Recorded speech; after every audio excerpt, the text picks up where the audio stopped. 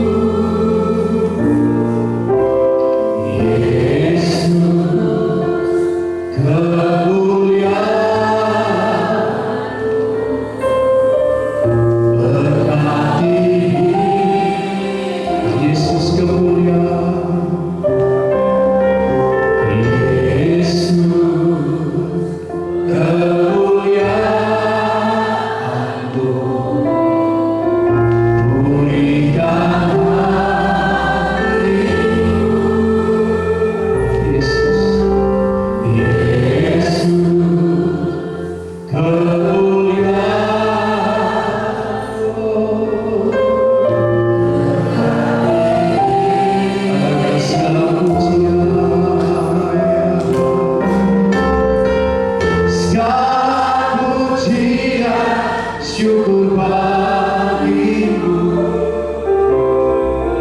Kau hadir dalam hidupku. Kini ku datang sujud di hadapanmu, memujimu, menyembahmu, Yesus. Ku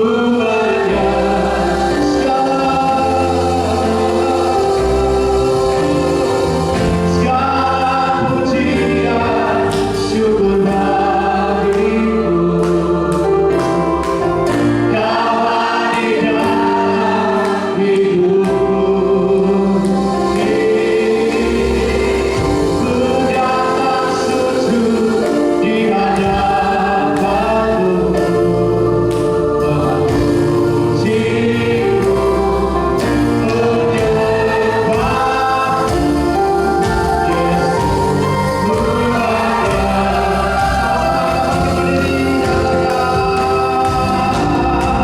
segala pujian, syukur bagimu.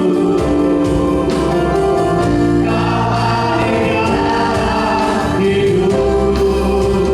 Kini ku datang sujud di hadapanmu, memujimu, menyembahmu, Yesus. Ku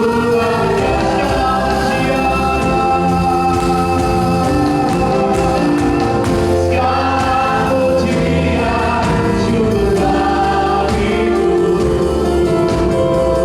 Kau hadir dalam hidupku. Kini ku datang sujud di hadapanmu, memujimu,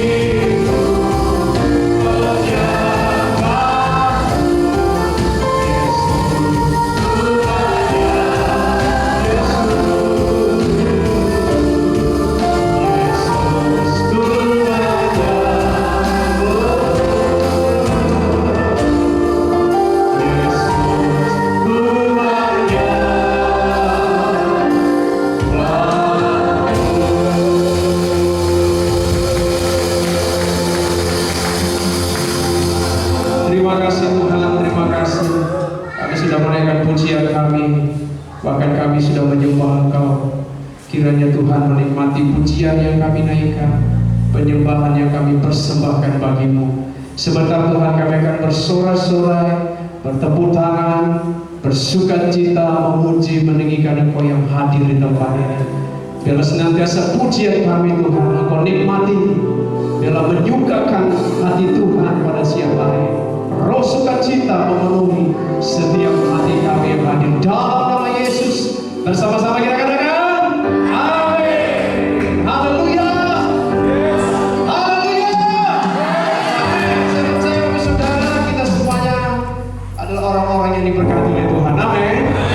Kita akan pujian kita kepada Tuhan, kita katakan kepada Tuhan, datanglah ke baitnya dengan hati bersyukur. Haleluya.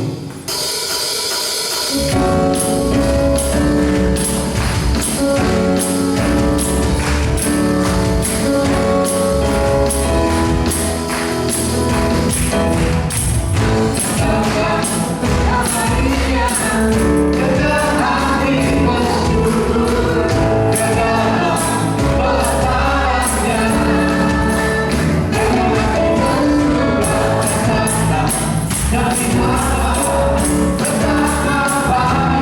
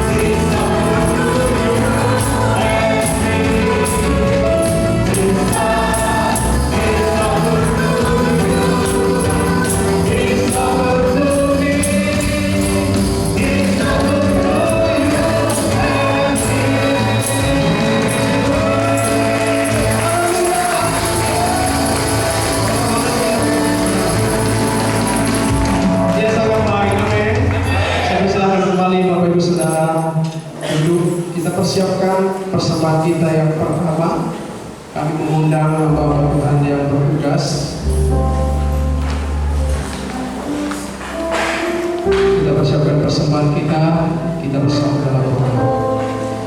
Terpujilah Tuhan dari selama-lamanya sampai selama-lamanya. Yang kami kenal, yang kami percayai di dalam Yesus Kristus Tuhan. Terima kasih Tuhan, Engkau-lah yang layak disembah, Engkau yang layak ditinggikan, dipuji sampai selama-lamanya. Bumi, sorga memuji muliakan Tuhan. Terimalah pujian dan penyembahan kami Tuhan, sebagai doa korban ucapan syukur kami bagi Tuhan. Sebentar kami akan memberikan persembahan kami. Kuduskan tangan-tangan yang memberi, kuduskan persembahan ini Tuhan. Biarlah persembahan ini layak dan berguna untuk kemuliaan Tuhan di muka bumi ini. Berkati setiap usaha dan pekerjaan kami, sehingga kami tidak berkekurangan tapi berkecukupan, sehingga berkat yang kami terima, kami menjadi berkat. Nama Tuhan dipermuliakan lewat berkat-berkat yang kami terima. Terpujilah selama-lamanya, kami siap memberi di dalam nama Yesus. Haleluya. Amin. Terima kasih.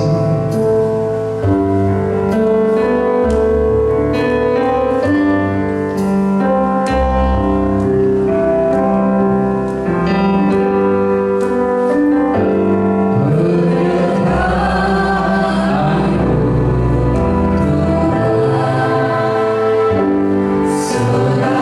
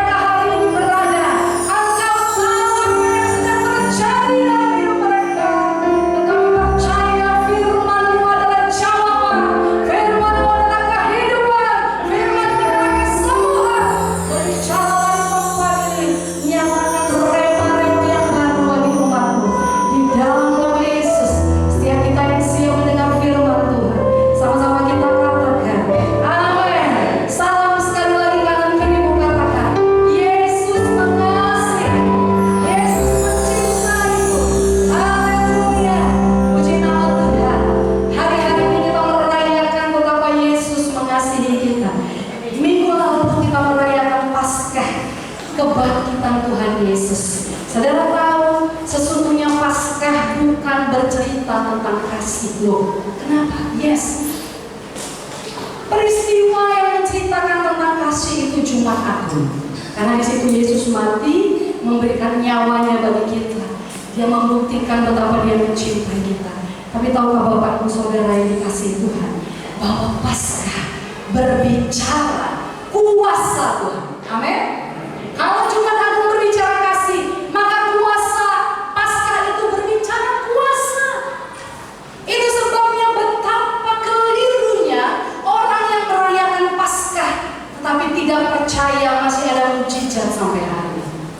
Keliru orang yang merayakan Paskah berbondong-bondong datang ke gereja, tapi di dalam hatinya sudah tidak meyakini bahwa masih ada mujizat sampai hari ini. Karena Paskah berbicara orang mati bangkit sendiri dari kubur. Ini mustahil, tapi ini terjadi. Ini fakta sejarah yang bisa dibuktikan. Karena Alkitab katakan ada begitu banyak saksi akan peristiwa itu. Ada begitu banyak saksi akan kejadian itu. Kalau saksinya hanya 1-2 orang, orang akan berkata itu kan pandai-pandainya mereka. Itu kan pintar-pintarnya mereka. Itu kan bisa-bisanya mereka. Atau mereka sedang berhalusinasi. Mari kita buka satu firman Tuhan di dalam 1 Korintus 15 ayat yang ke-5 sampai yang ke-7.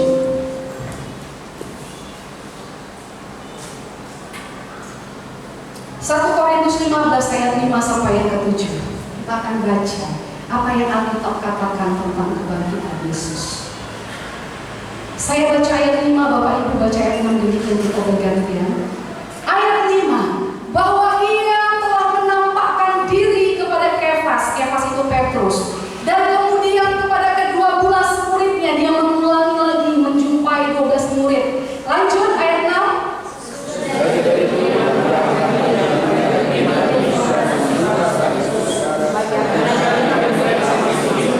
Artinya masih hidup sampai sekarang, mungkin masih hidup ketika surat ini ditulis kepada jemaat Korintus, bukan hidup sampai hari ini tahun 2020. Oke, lanjut. Lanjut.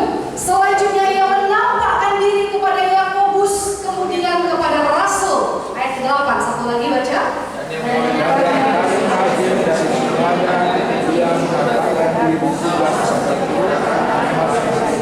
Saudara-saudara, Alkitab katakan bukti sejarah kebangkitan Yesus itu disaksikan oleh orang-orang banyak.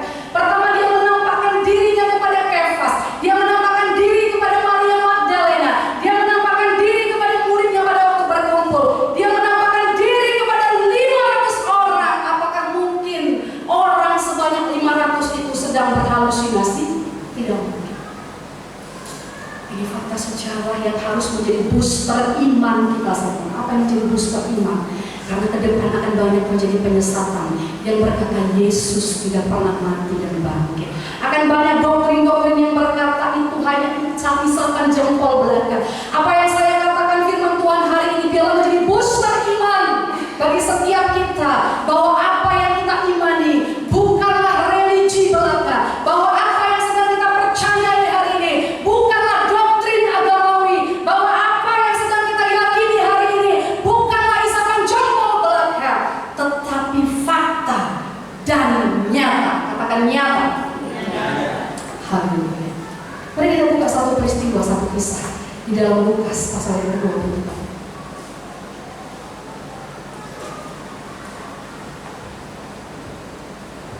Lukas pasal yang ke-24 ayat 36 sampai 49.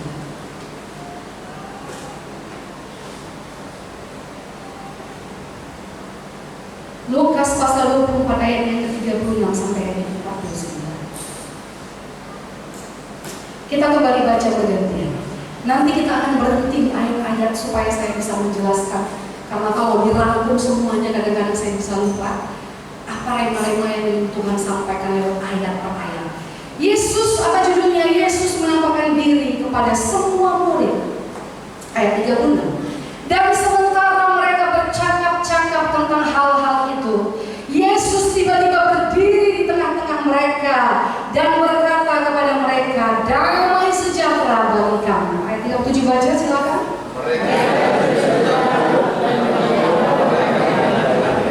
Akan tetapi ia berkata kepada mereka, mengapa kamu terkejut? Dan apa sebabnya timbul keraguan-keraguan di dalam hati kamu?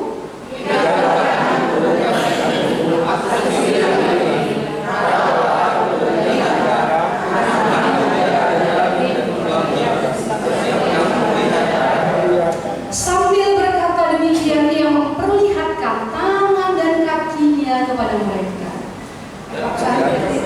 Mereka belum percaya karena mereka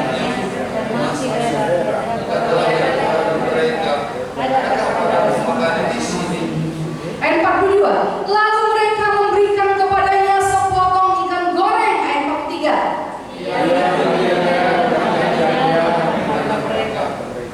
Stop dulu sampai di sini ya.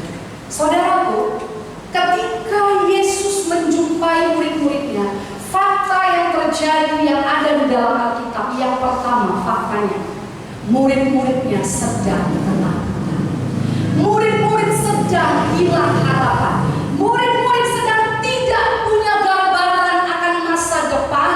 Karena orang yang menjadi panutan mereka, menjadi role model mereka, orang yang selama ini begitu mereka banggakan, itu dinyatakan secara resmi mati. Ini fakta yang tidak bisa dipungkiri oleh keyakinan mereka. Mereka sadar bahwa itu terjadi dan bukan main-main. Mereka sedang takut, fakta yang pertama. Adakah di antara kita hari ini yang merasa bahwa keadaan yang kita alami hari ini adalah keadaan yang membuat kita takut? Faktanya kita sedang terancam, faktanya kita sedang terjepit, faktanya kita sedang tidak punya harapan akan masa depan, seperti yang dialami mereka. Tapi Yesus datang. Satu hal yang harus kita pahami, ketika Yesus bangkit dan dia menampakkan diri kepada murid-murid, saudara harus paham bahwa dia bukan seperti arwah yang gentayangan. Dia bukan hantu seperti Casper. Karena firman Tuhan jelas katakan, dia punya apa? Daging. Dia bisa apa? Makan. Dia bisa makan apa? Ikan goreng. Jadi dia bukan seperti arwah gentayangan. Dia fisikal. Dia bisa dirasakan. Dia bisa dilihat. Karena dia punya tubuh jasmani yang alami. Tetapi tubuh jasmaninya yang alami ini juga berupa tubuh alam yang supranatural, yang bisa bermanifestasi menjadi tubuh fisik yang bisa disentuh, tapi juga menjadi tubuh kemuliaan. Saudara harus paham itu. Kalau kita mengerti bahwa kerajaan surga itu berbicara sesuatu yang nyata, sesuatu yang fisikal, sesuatu yang bisa dirasakan, maka kita menjadi orang-orang percaya yang akan mengerjakan keselamatan kita dengan sungguh-sungguh. Karena ketika Allah berkata, aku memberi upah kepada mereka yang sungguh-sungguh mencari aku, maka upah itu, saudara harus paham, bukanlah upah yang sifatnya hayal, semu, yang tidak bisa dilihat, yang tidak bisa dirasa. Upah itu bisa engkau rasakan. Kalau engkau paham kekristenan, kerajaan Allah berbicara sesuatu yang nyata, maka kekristenan Tuhan menjadi Kristen yang bergairah dan sungguh-sungguh. Faktanya, Yesus itu nyata dan bukan arwah yang kaya. Dia katakan, adakah roti, adakah ikan, adakah makanan padamu? Dia sedang menunjukkan bahwa dia nyata. Kenapa Yesus setelah bangkit gak buru-buru naik ke surga? Kenapa dia harus menunjukkan berkali-kali dirinya kepada banyak orang? Karena dia ingin memberitahukan bahwa apa yang dia katakan, bahwa apa yang dia janjikan itu digenapi.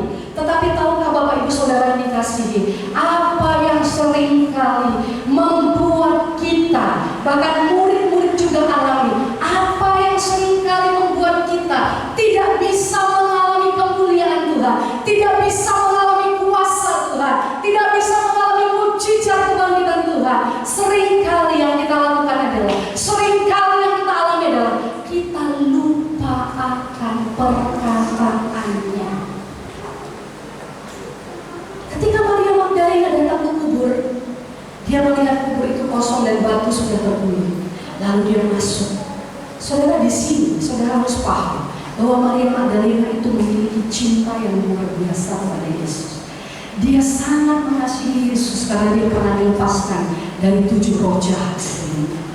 Saudara tahu tentang kasih kita tidak perlu meragukan Maria Magdalena. Hatinya limpah dengan kasih. Itu sebabnya sekalipun dia tahu bahwa Rabi, gurunya sudah mati, kasihnya tidak berkurang. Dia pergi pagi-pagi membawa rempah-rempah. Itu membuktikan dia begitu mencintai Yesus. Tapi tahukah saudara, Maria hanya berhenti sampai mencintai Yesus. Tapi dia melupakan, dia faragah, dia tidak ingat apa yang orang yang dicintainya itu kata. Kenapa saya katakan ini? Ketika dia melihat Yesus tidak ada di situ, firman Tuhan katakan dia menangis. Saudara, kalau Maria ingat apa yang Yesus katakan berkali-kali, ketika Yesus belum disalib, berkali-kali Yesus ngomong ke mereka, anak manusia, aku harus disiksa sedemikian rupa, aku harus mati. Tapi jangan tahu, aku akan bangkit hari ketiga. Kalau Maria ingat perkataan Yesus, Maria gak akan menangis dan berkabung. Yang seringkali membuat kita berkabung, menangis, meratap, hilang pengharapan, bukan karena kita kurang kasih kepada Tuhan. Saya tahu benar Bapak Ibu orang yang mengasihi Tuhan itu sebabnya kau hadir di sini karena kau mengasihi itu. Tapi dengan baik, engkau hanya sering berhenti di level mengasihi, tapi engkau tidak mengingat apa yang orang yang kau kasih itu katakan tentangmu. Kau sering melupakan perkataannya. Itulah musuh pengharapan yang pertama. Murid-murid melupakan. Makanya Yesus berkali-kali. Mari kita buka. Kita lihat di ayatnya yang ke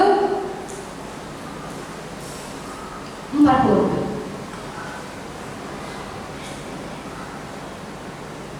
Sampai ayatnya yang ke-46. Saya baca ayat 44, Bapak Ibu baca 45, kita berhenti.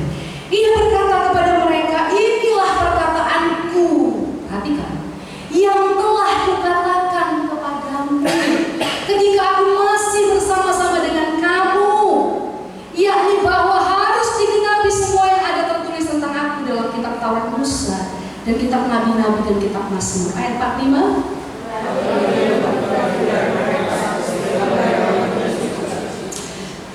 Katanya kepada mereka, ada tertulis Mesias harus menderita dan bangkit dari antara orang mati pada hari ketiga. Jelas ya, sudah dikatakan kepada murid-murid.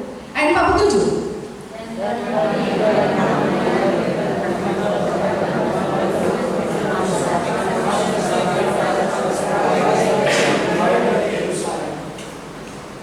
Pernah Yesus katakan, tapi mereka lupa. Manusiawi. Itu sebabnya mereka takut, mereka bergumul, mereka berkabung. Saudaraku, seringkali kondisi keterjepitan kita, beban kita, membuat kita lupa akan apa yang pernah Yesus katakan tentang hidup kita. Bahkan seringkali ketika kita sibuk dengan pergumulan kita, saat Yesus hadir di samping kita pun, kita nggak peka lagi dan kita menganggap dia hantu. Sama kayak murid-murid ini, sama kayak Maria di gua itu ketika Yesus mendatangi dia, Maria, dia tetap sibuk celingak-celinguk sampai Yesus melalui Maria, baru dia tersadar, dia menangis, dia menyambut Yesus. Musuh pertama dari pengharapan, lupa kan apa yang Tuhan katakan. Saudara, saya cuma mau katakan, kalau hari ini hidupmu sedang pahit dan engkau sedang kehilangan masa depan, kehilangan harapan, ketimbang engkau 1 jam, 2 jam, 5 jam sibuk kesana kemari, sibuk menyerah, sibuk memikirkan masalahmu, coba tenangkan dirimu 5 menit saja dan kau mulai ingat apa firman Tuhan tentang hidupmu. Amin. Ketimbang engkau berjam-jam kesana kemari, ketimbang engkau menangis meraung-raung bersepanjang hari, gak mau makan, gak mau minum dan sebagainya, please coba 5 menit saja tenangkan dirimu, lipat tanganmu dan coba ingat lagi apa yang kitab suci katakan, apa yang janji Tuhan katakan tentang keluargamu, tentang kesehatanmu, tentang anak-anakmu, tentang rumah tanggamu. Amin. Kita lanjut. Fakta yang berikutnya itu ada di ayatnya yang ke, Lukas 24 ayat ke-25.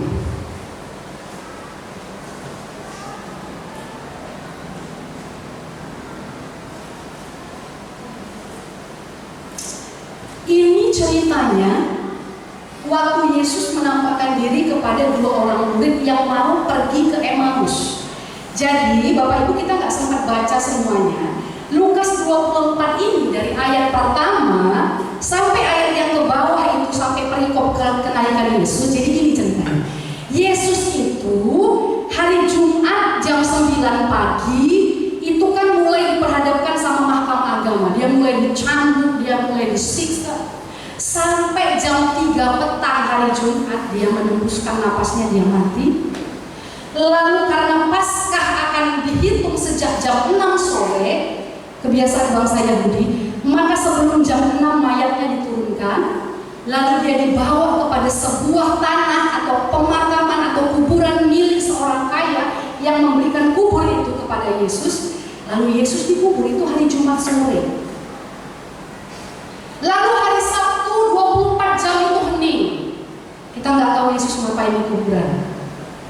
Ya, hening. Dan pagi-paginya jam 4 subuh hari Minggu, ketika Maria Magdalena pergi ke kubur, Yesus sudah tidak ada. Jadi supaya saudara paham prosesnya. Jumat jam 9 ke jam 3 dia mati, jam 6 diturunkan masuk ke kuburan. Sabtu hening, kita nggak tahu apa yang terjadi. Minggu pagi jam 4 subuh dia udah nggak ada. Artinya dia udah bangkit. Tapi apa yang Yesus lakukan ketika dia sudah bangkit di hari Minggu itu? Kenapa kita katakan hari Minggu? Di situ kan nggak tertulis nama jam. Menurut kebiasaan bangsa Yahudi, hari pertama Minggu itu, Alkitab katakan hari pertama Minggu. Hari pertama Minggu di dalam adat bangsa Yahudi itu adalah Sunday, hari Minggu. Itu hari pertama mereka. Hari Sabat mereka hari Sabtu. Nah, jadi hari Minggu Yesus bangkit. Apa yang Yesus lakukan? Yang pertama dia menampakkan diri kepada Maria Magdalena di dalam gua, di dalam kuburan. Lalu di ayat yang ke-24 ini, jadi Yesus sibuk bener hari Minggu itu ya. Dia sibuk, dia nggak diam diri, dia bangkit nggak langsung leha-leha. Oh, dia kerja keras. Dia sibuk membangkitkan iman murid-muridnya. Dia pergi ke sana, pergi ke sana. Jadi hari Minggu itu memang Alkitab bilang kalau kita sibuk kemana? Sibuk ke gereja, ya? Sibuk kemana? Sibuk melayani. Itu Alkitab bilang. Jadi kalau di rumah saudara hari Minggu itu semua sibuk mandi sampai rebut-rebutan, aku duluan Kak Ica. Oh, anak saya gitu hari Minggu ya. Itu Alkitab bilang karena sibuk memang. Yesus juga sibuk waktu dia bangkit. Dia menampakkan diri kepada dua orang muridnya yang mau pergi ke Emmaus. Saudara, apa yang terjadi? Murid-murid itu juga lupa akan perkataannya. Bahkan coba kita lihat di ayat yang ke-25, Lukas pasal 24 ayat ke-25.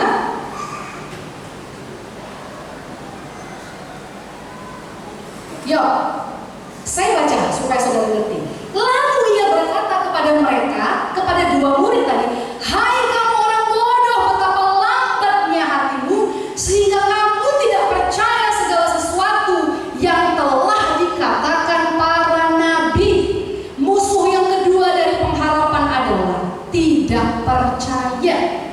Firman Tuhan katakan di ayat yang lain, di Injil yang lain, Yesus mengecam mereka dan berkata, betapa degilnya hatimu. Siapa di sini guru bahasa Indonesia? Pengertian degil itu apa ya?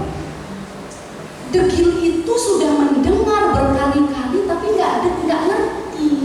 Mungkin kita juga mama-mama pernah degil kali kamu ya, kita sama anak kita. Udah mama bilang kok degil. Degil itu udah berkali-kali dengar tapi nggak respon. Musuh pengharapan itu begitu. Iblis tuh nggak takut engkau pergi ke gereja setiap hari Minggu. Silakan udah dikipas-kipas sama Umi ini. Mama Umi gimana baju mama paling cantik? Mana? Mama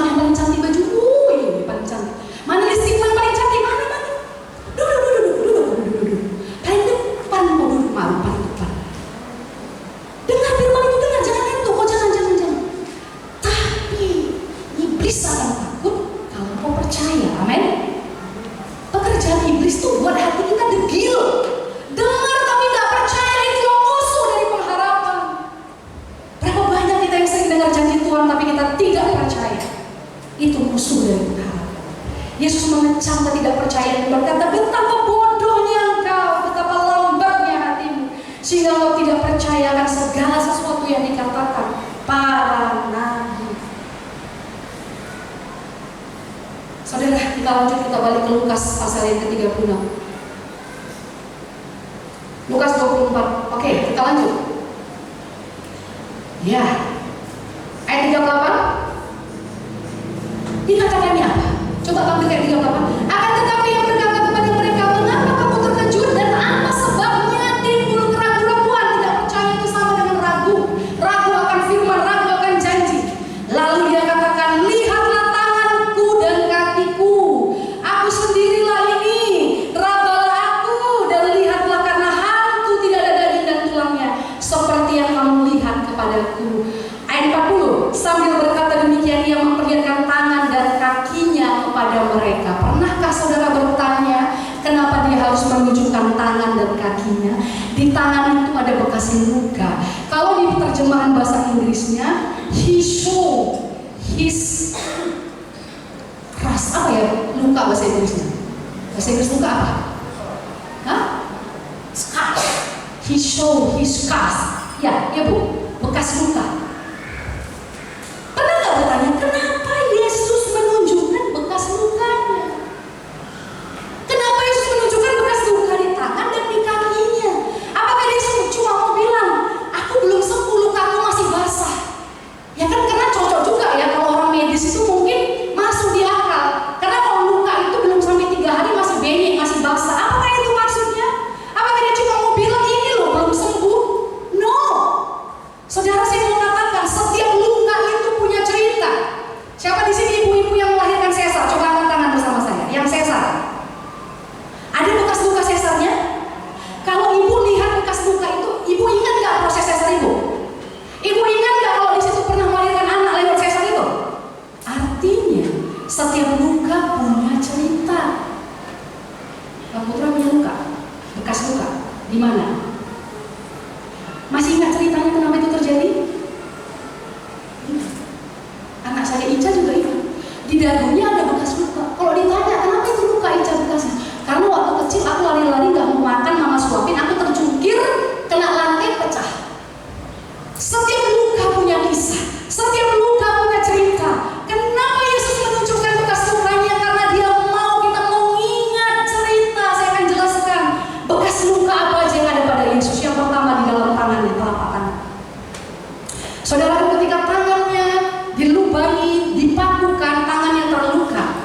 Saudara tahu, Yesus cuma mau mengingatkan kepada engkau bahwa tangan itu yang pernah memberi makan 5.000 orang, yang pernah menyembuhkan mertua Petrus, yang pernah apalagi menyembuhkan orang buta, tapi tangan itu pernah selama 6 jam tidak berdaya dan tidak bisa melakukan apa-apa karena dia harus membiarkan itu terjadi.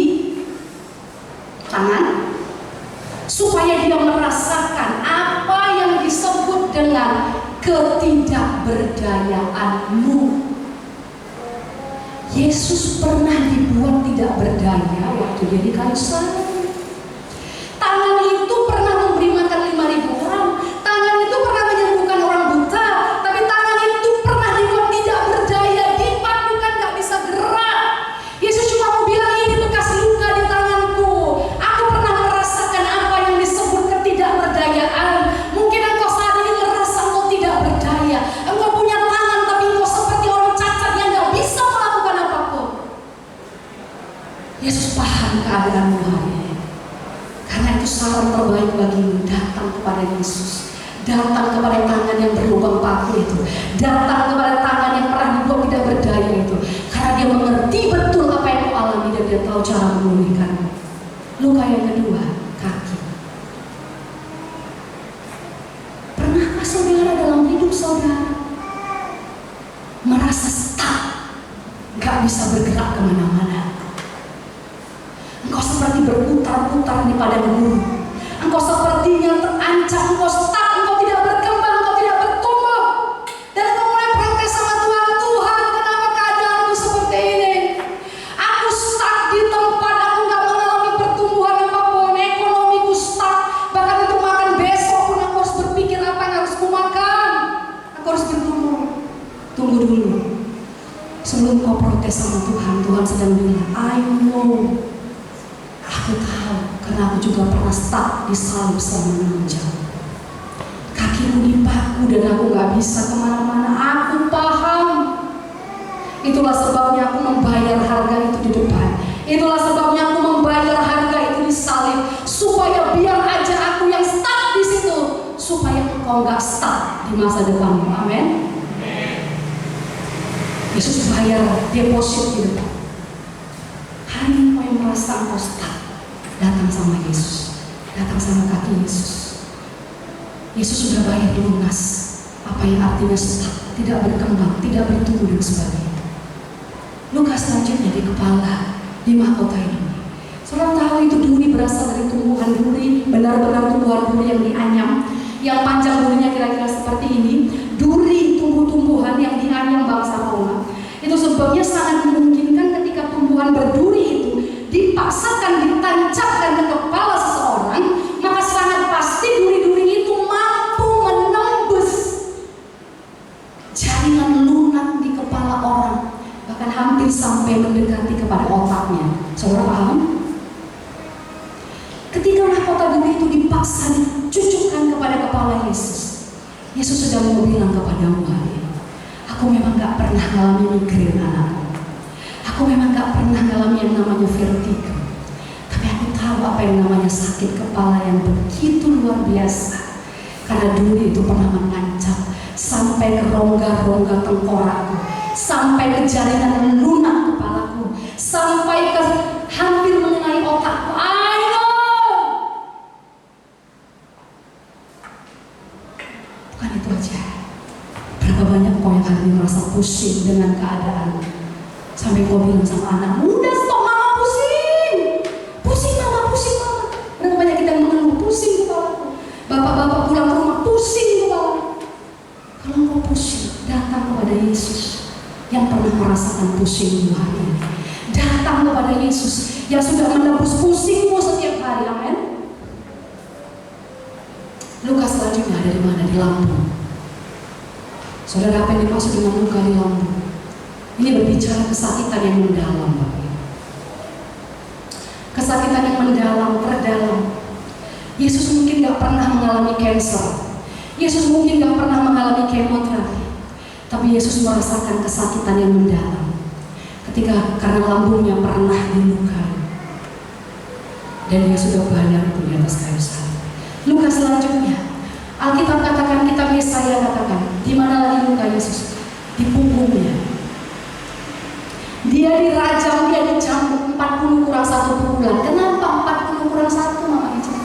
Kenapa 39? Saudara tahu kenapa? Makanya kalau baca kitab suci itu jangan asal baca. Minta Roh Kudus kasih rema. Saudara tahu kenapa? Kemampuan manusia untuk menerima pukulan itu hanya di bawah 40 kali. Jadi kalau itu melampaui batas lebih dari 40 kali, batas maksimalnya 40, itu bisa mati. Makanya kalau punya istri jangan dipukul ya, apalagi sampai 40 kali. Kami penjarakan ya, jangan dipukul. Ada batasannya, saudara. Kenapa tentara Roma gak pukul dia sampai 40 kali? Tahu jawabannya kenapa? Karena mereka mau Yesus mati lebih mengenaskan. Kalau mereka pukul 40 kali dia mati di situ dan tidak jadi disalib, mereka sudah supaya dia mati lebih mengenaskan, mati kehabisan darah.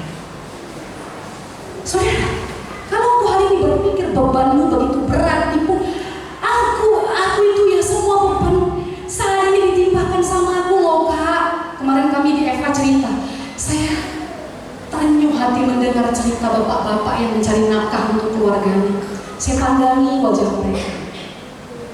Mereka harus berjalan puluhan kilometer, berjam-jam gak tidur, berjam-jam di jalanan untuk mencari nafkah. Saya sedang mau bilang kepadamu bapak-bapak, Yesus tahu beban yang ditimpakan ke punggungmu. Amin. I know. Karena pukulan itu sudah pernah Yesus tanggung 39 kali. Lalu mungkin ada satu orang bapak yang berkata, iya Kak, iya tapi Yesus gak pernah menikah kan? Kalau Yesus nikah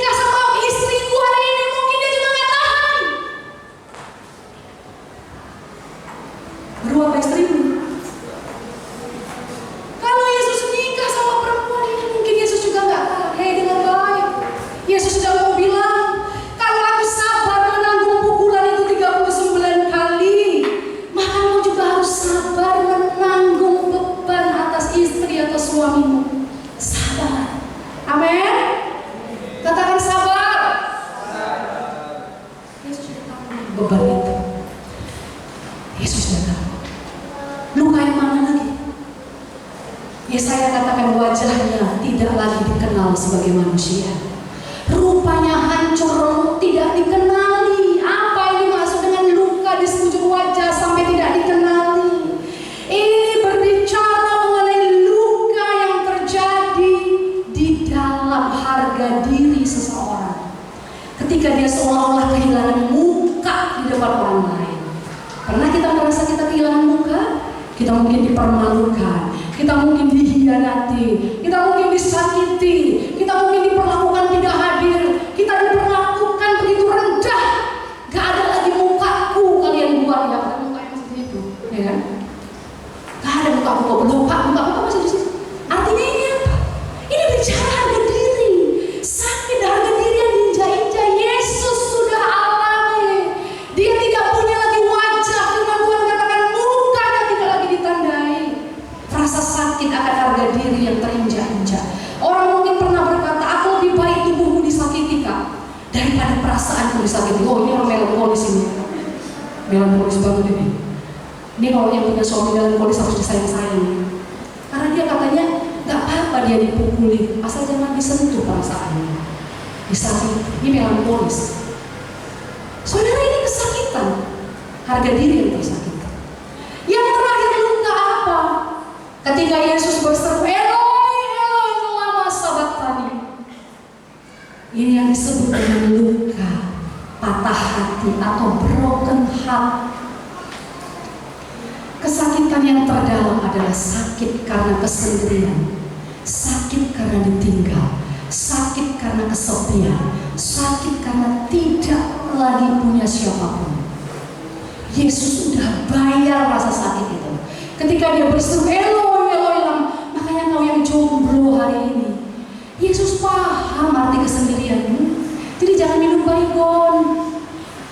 Yesus sudah bayar arti kesepianmu. Amin.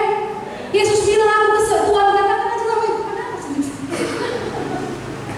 bilang sama Yesus, Tuhan aku kesepian.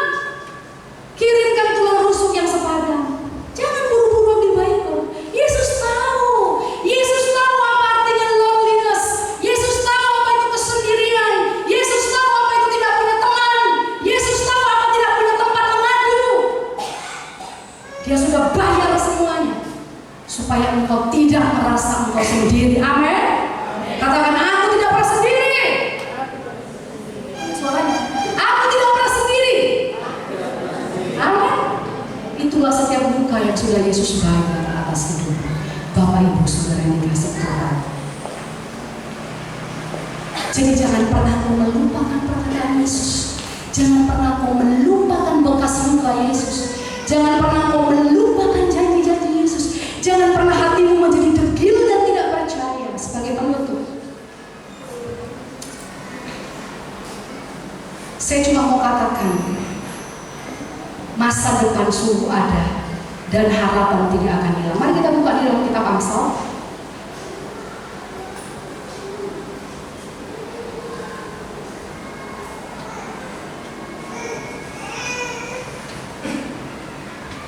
Yuk, Amsal 23 ayat 18.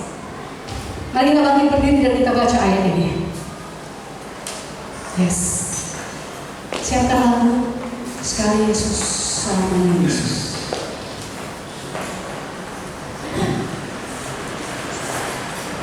Haleluya. Mari baca Amsal 23 ayat 18.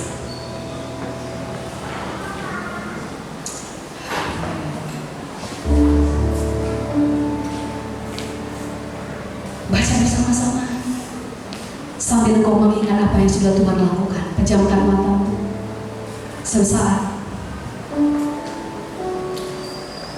Ingat bekas luka Yesus. Dia sudah bayar di depan semua kesakitan. Dia sudah bayar di depan semua kegagalan. Ingat perkataan Yesus, jangan degil dan jangan keraskan hatimu. Klaim janji Tuhan atas keadaanmu hari ini. Klaim janji Tuhan atas rumah tanggamu hari ini. Klaim janji Tuhan atas keuanganmu hari ini. Klaim janji Tuhan atas kesehatanmu hari ini. Ingat janji Tuhan akan kehidupanmu, kehidupan anak-anakmu